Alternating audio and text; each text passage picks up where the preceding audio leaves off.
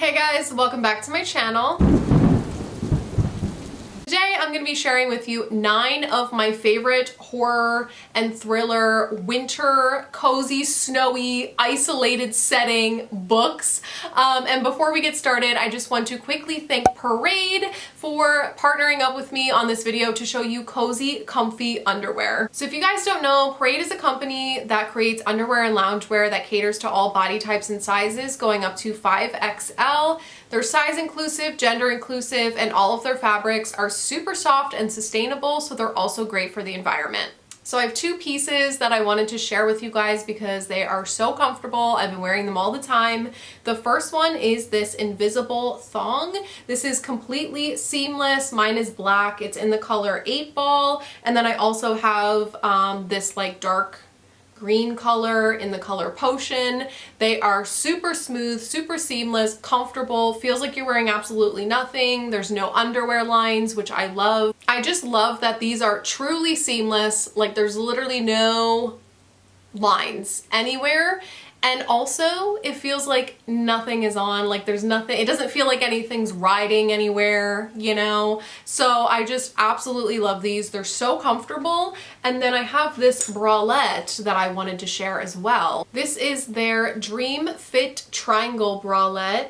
And this has like the mesh on the sides. It's their ultra soft fabric, so it's super smooth, feels like butter. And it does have like this band here. As you can see, there's a band, but it's very comfortable. I don't like wearing underwire bras. I actually don't wear underwire bras at all because they dig in. I have some chronic pain and they dig into like my rib cage, which is always somewhere that hurts on my body. My entire body hurts, but that's a whole other topic for another day. But these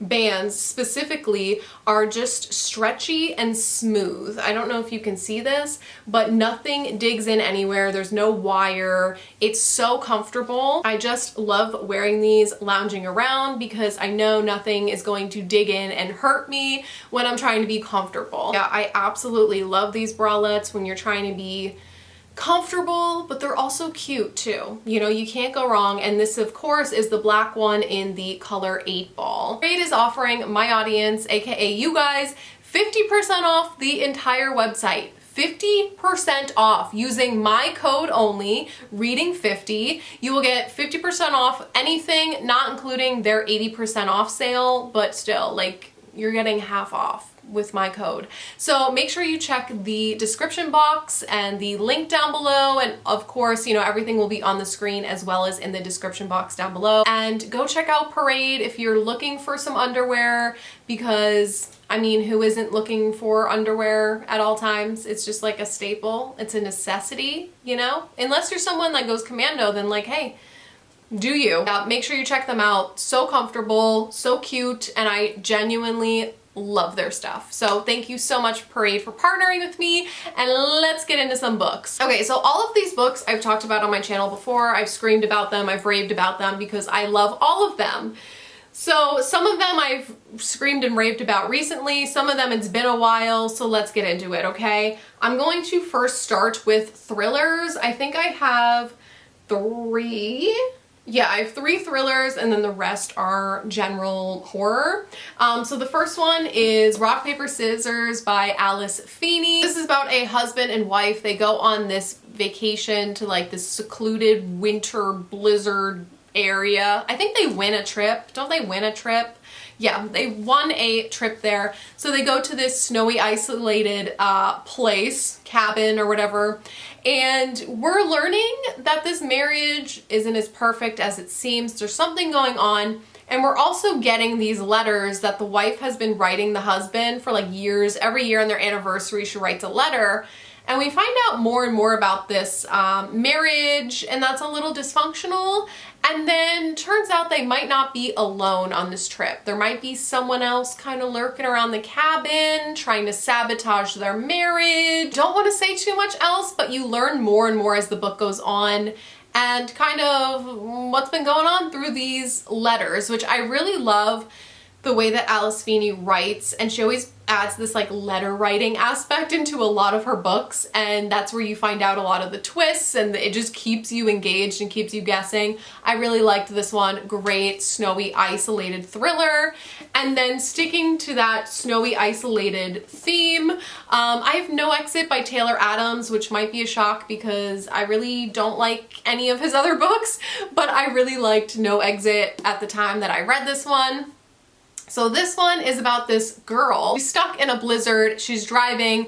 She has to pull over at this rest stop, and there's no cell phone service, no nothing. Like, she's trapped there. So she's trapped at this rest stop with a couple other strangers, and she realizes outside someone has a child locked in their van. So she's trying to figure out who at this rest stop has a child locked away in the van, and you're trying to figure out like which one is it, and she's trying to save this child. So I really liked the overall mystery of like which one is it. I kind of figured it out. It's one of those thrillers where it gives it away like halfway through the book what's going on, but then more things happen. But I really liked this one. It just kept me entertained. It was very quick, it was action-packed, and I really liked this one. I did not like his other books, but hey, this one was entertaining. So moving on to my next snowy isolated thriller. It's An Unwanted Guest by Sherry Lapina. This is about a woman who goes to this, it's like a resort? Yeah, a cozy mountain lodge. So yeah, it's like an inn. Anyways, so she gets to this inn, and you know, everyone's kind of trapped there. They can't come in or out because there's a blizzard outside. So you're learning about all these guests at the inn, and one of them turns up dead. So you're trying to figure out, like, is someone murdering people? It's kind of like an And Then They Were None situation by Agatha Christie, where people are being picked off, and you're trying to figure out, is someone picking off the other guests, and who is it? I really enjoyed this one. It was just one of those like popcorn, easy thrillers. Do I think this is a masterpiece? No, but it was a fun time, and I was just really engaged, and it was like a quick, I think I read this in one day because I just had to know what was going on. You know, it's one of those where the end is a little bit ridiculous, but you forgive it because it was just an easy, wild time. Then moving into some general horror, I have my favorite Stephen King book, which is Misery. A lot of people ask me if I read Stephen King. Not often, every once in a while, and then people ask me what my favorite Stephen King book is, and it's Misery.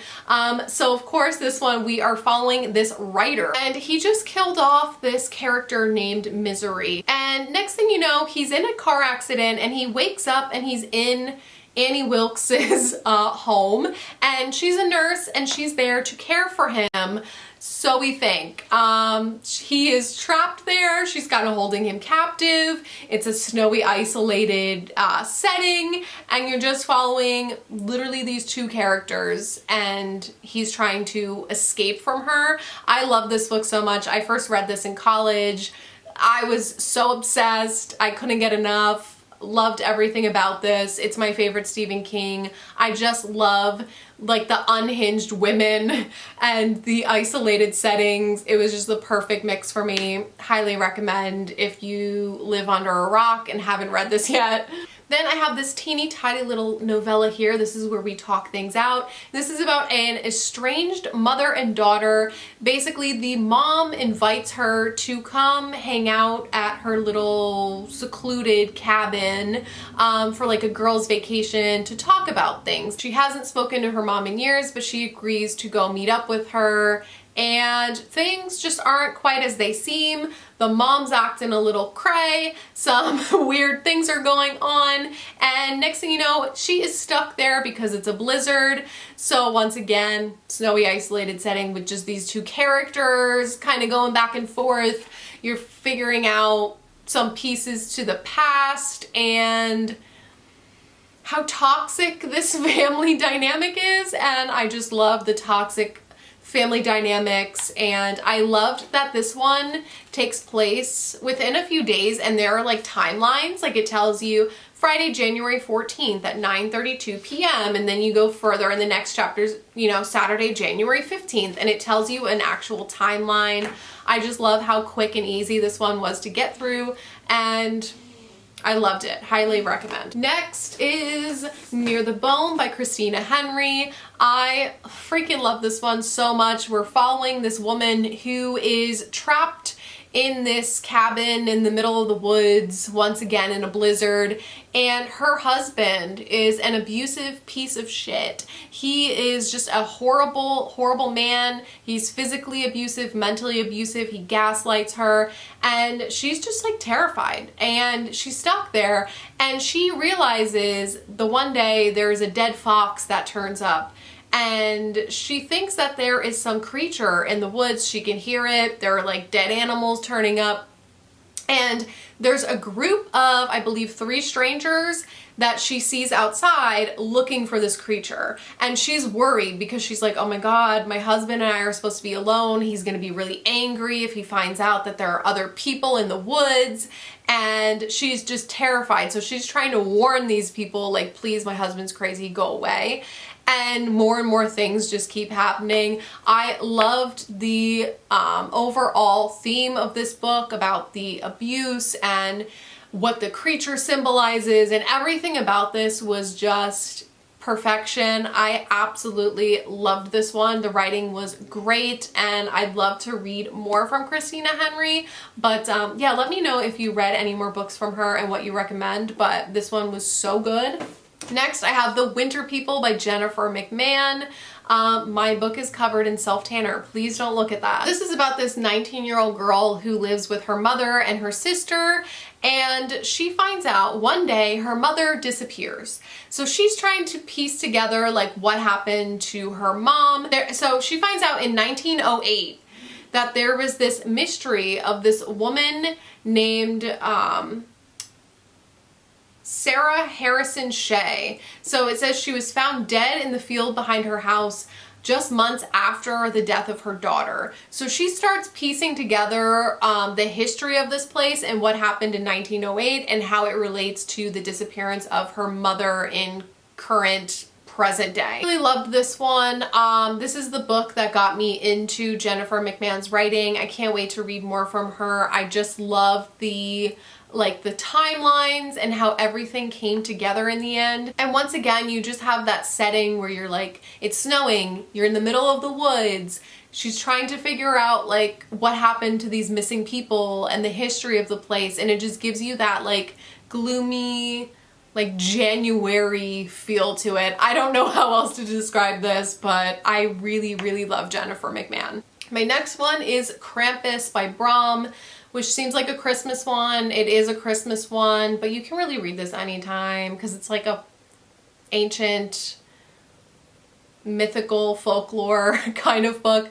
But you're following this guy Jesse, and he's kind of down on his luck, and one day he comes across this sack, this big red sack, like this magical sack that belongs to Krampus.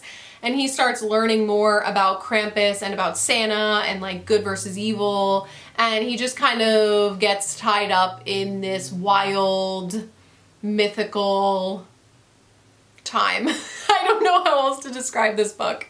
I'm not selling this one. But I just love this one because Santa is like the bad guy. So you're learning more about Santa and how evil he was, and you're just like learning. It's just like this twist on the typical like classic Christmas stories that you hear, and that's why I really like this one. This one was just so different and refreshing to other Christmas books that you read, and I loved our main character Jesse and all the nonsense that he was tied up in. Brom's writing is really good, so I highly recommend this one.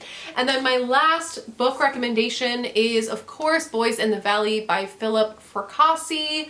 So this is about a boys' orphanage, and basically the one day there's a knock at the door and there's a man who is dying, and the people are like, hey, this guy's dying, there's a like blizzard outside and we can't make it to the hospital, he's gonna die like any minute, can we just bring him inside? So they bring him inside. He has occult symbols carved all over him, something's not quite right with him, and he dies in the orphanage. And ever since, the boys aren't acting right, they're picking sides, there's crazy shit going on, there's fights, someone dies, like, it's just wild, right? And we're trying to figure out what happened to this guy, what's going on at the orphanage now. I really enjoyed this one. It was a quick, easy read. And I think for just a general horror book, this one was a little more like crazy and violent and gory than like your other typical general horror books. But I really enjoyed this one. I thought it was fun and it kept me entertained. What more could I ask for? So yeah, those are my 9 winter snowy thriller horror books. Let me know if you have any more that you recommend in the comments down below, and I will see you in my next video. Bye!